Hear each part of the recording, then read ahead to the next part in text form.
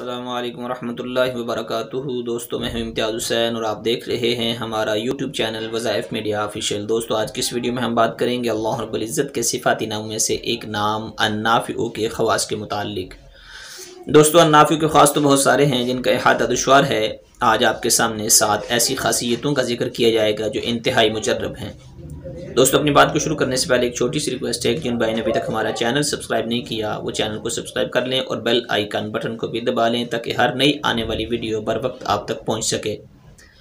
दोस्तों, अपनी बात को शुरू करते हैं। सबसे पहली खासियत इस उम्र की यह है कि जो आदमी किसी सफ़र के अंदर किसी सवारी पर सवार हो, कश्ती है, समुद्री सफ़र के अंदर, बाहरी सफ़र के अंदर कोई भी जहाज़ है, हवाई सफ़र के अंदर हवाई जहाज़ वगैरह हैं, और खुश्की के सफ़र के अंदर जितनी भी सवारियां हैं, किसी भी सवारी के ऊपर सवार हो और सवार होने के बाद या नाफ़िओं का कसरत के साथ विर्द रखे, इंशाअल्लाह तमाम आफात से महफूज रहेगा।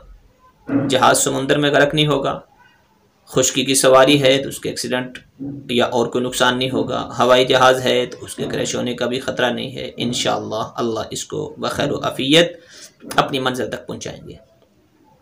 दोस्तों, दूसरी खासियत इस उम्र की यह है कि जो आदमी किसी काम को शुरू करते वक्त 41 मरतबा या नाफ़िउ पड़ेगा, इंशाअल्लाह वो काम हस्बे मंशा होगा, जैसी इसकी मर्ज़ी होगी, जिस तरह वो ये काम करना चाहता है उसी तरह वो काम इसकी मंशा के मुताबिक पूरा होगा।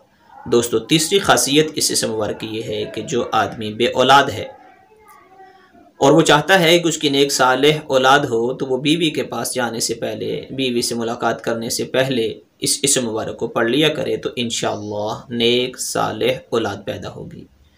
दोस्तों, चौथी खासियत इस इस्म मुबारक की यह है कि जो आदमी इस इस्म मुबारक को पढ़कर किसी मरीज़ पर दम करे तो इंशाअल्लाह शिफा पाएगा। दोस्तों, पाँचवीं खासियत इस इस्म मुबारक की यह है कि जो आदमी माह रजब में इसका विर्द करे, इंशाअल्लाह मुराद इलाही से आगाह होगा कि अल्लाह रब्बुल इज़्ज़त इस वक्त इससे क्या चाहते हैं। अल्लाह की जो मुराद है, अल्लाह की जो मंशा है, अल्लाह का जो हुक्म है, उसको यह आदमी पहचानेगा और उस पर अमल करेगा। और जाहिर सी बात है कि जब आदमी अल्लाह के अहकामात को पूरा करेगा तो अल्लाह रब्बुल इज़्ज़त उसको दुनिया की राहतें अता फरमाएंगे, दुनिया के सुख चैन वाली ज़िंदगी अता फरमाएंगे।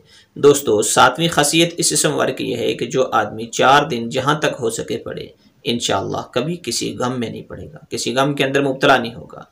दोस्तों, सातवीं खासियत इस इस्म मुबारक की यह है कि जो आदमी सफ़र हज में इसको पढ़ा करे, इंशाअल्लाह घर वापस आने तक बखैर व आफ़ियत रहेगा। दोस्तों, सारी बातें यकीन के साथ जुड़ी हुई हैं। जो आदमी यकीन के साथ आमाल करेगा, इंशाअल्लाह उसको 100% फ़ायदा होगा। दोस्तों, हमारी आज की वीडियो बस यहीं तक थी। उम्मीद करते हैं कि आपको ये वीडियो पसंद आई होगी। अगर वीडियो पसंद आई है तो इसको लाइक ज़रूर कीजिए, अपने दोस्तों के साथ शेयर ज़रूर कीजिए और कमेंट सेक्शन के अंदर अपनी राय का इजहार ज़रूर कीजिए कि आपको ये वीडियो कैसी लगी। अस्सलामु अलैकुम रहमतुल्लाहि व बरकातुहू।